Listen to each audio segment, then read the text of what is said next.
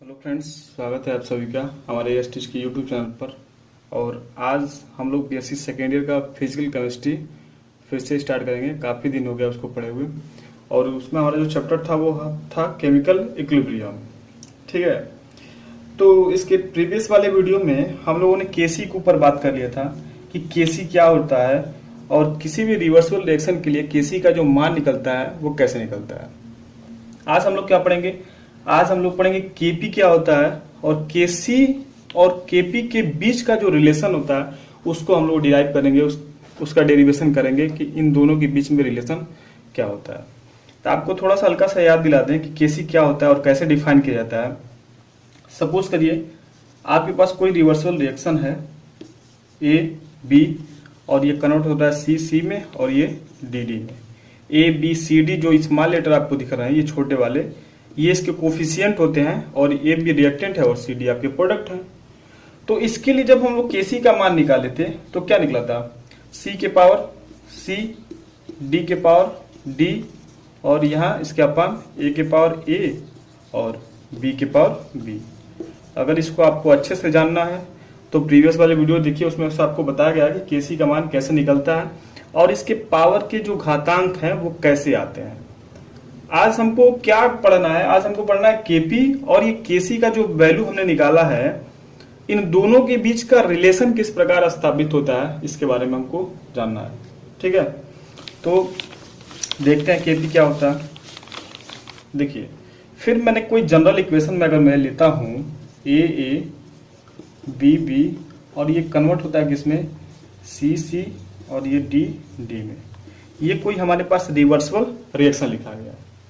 इसके लिए केपी का मान कैसे निकलेगा?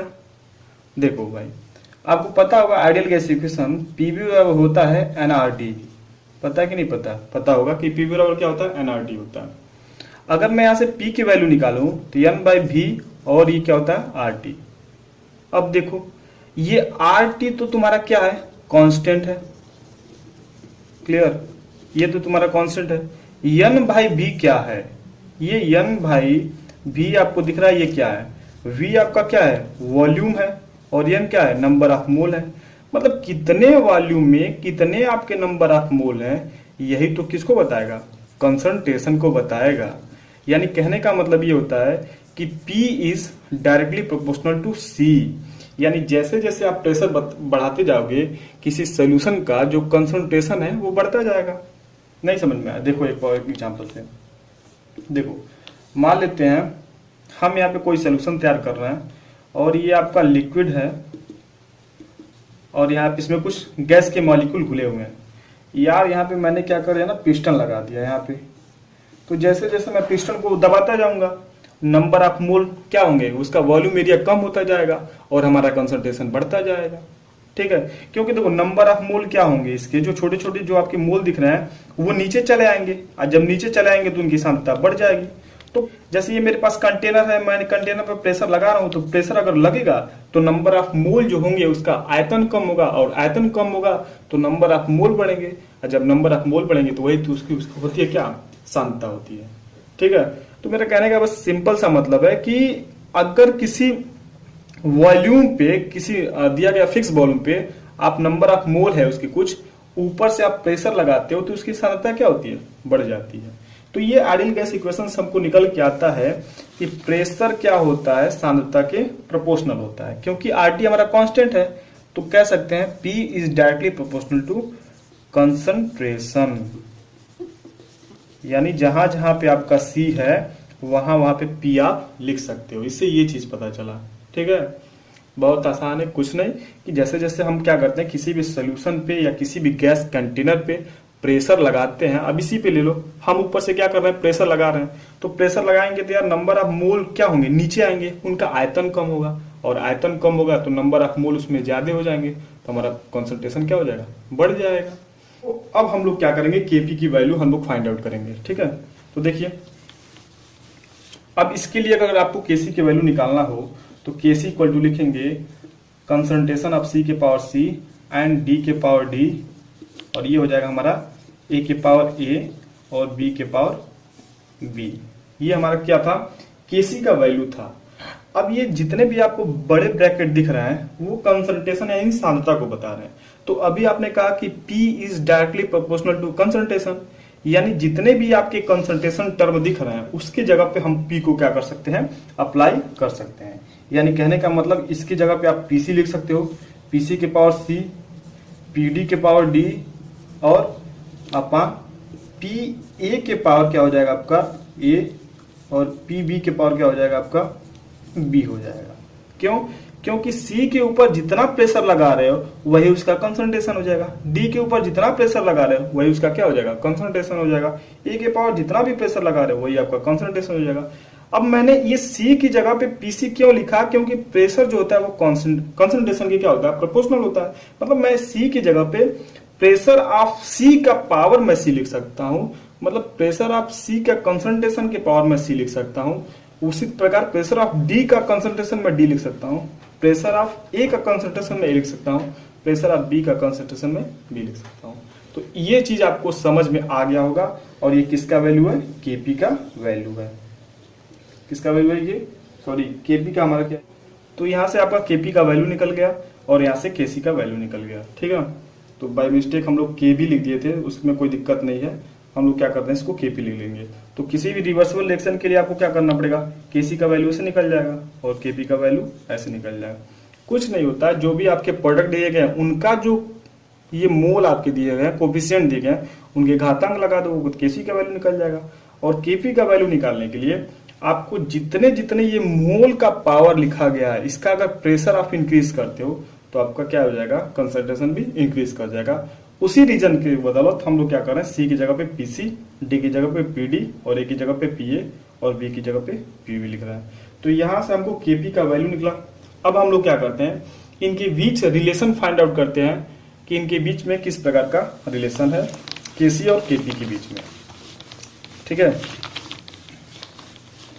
तो चलिए एक हमने फिर वही केमिकल रिएक्शन लिख रहे हैं हम लोग, A B और ये बदल रहा है किसमें, C और ये D में। अगर मैं इसके लिए Kc का मान लिखूं तो क्या हो जाएगा, बोलिए, C के पावर क्या हो जाएगा C, D के पावर क्या हो जाएगा D अपॉन A के पावर A और ये B के पावर क्या हो जाएगा B हो जाएगा। ये किसका वैल्यू है, ये Kc का वैल्यू है। इसको दे दो इक्वेशन नंबर फर्स्ट। अब आइए Kp का वैल्यू लिखना है, तो भाई साहब इसके लिए Kp का जो वैल्यू हो जाएगा वो क्या हो जाएगा, PC के पावर क्या हो जाएगा आपका C एंड PD के पावर क्या हो जाएगा D अपॉन PA के पावर क्या हो जाएगा A एंड PB के पावर क्या हो जाएगा B हो जाएगा। ये क्या हमारे पास इक्वेशन नंबर सेकेंड।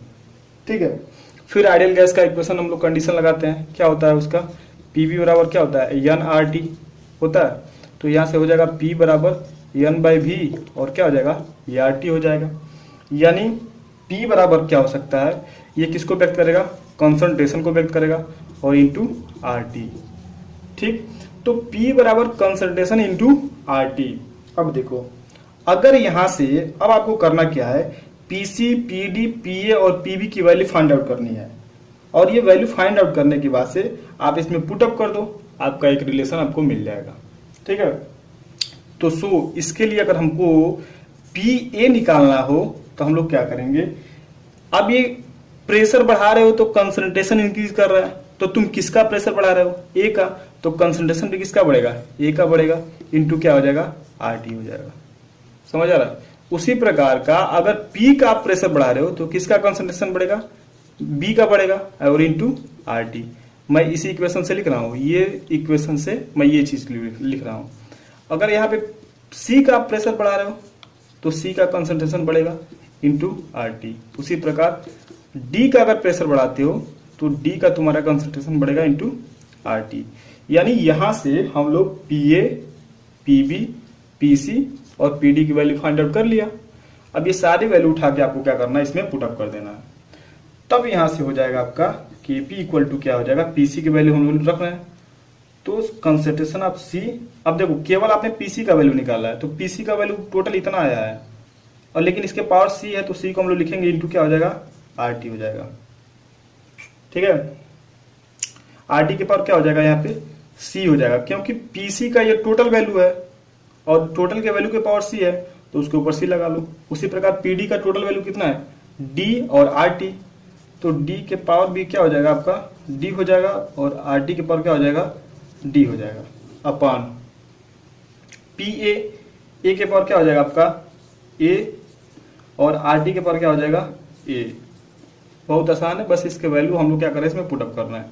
अब यहाँ पे पी बी के वैल्यू हम लोग निकालेंगे तो क्या हो जाएगा, बी के पावर बी, और ये आर टी के पावर क्या हो जाएगा आपका बी हो जाएगा। तो यहाँ तक तो किसी को दिक्कत तो होना नहीं चाहिए। हमने इक्वेशन लिखा किसी एक नॉर्मल इक्वेशन, उसके लिए सी का के सी का वैल्यू निकाला, और फिर ये के पी का वैल्यू निकाला। कैसे निकला, ये प्रीवियस स्लाइड में हमने देखा था।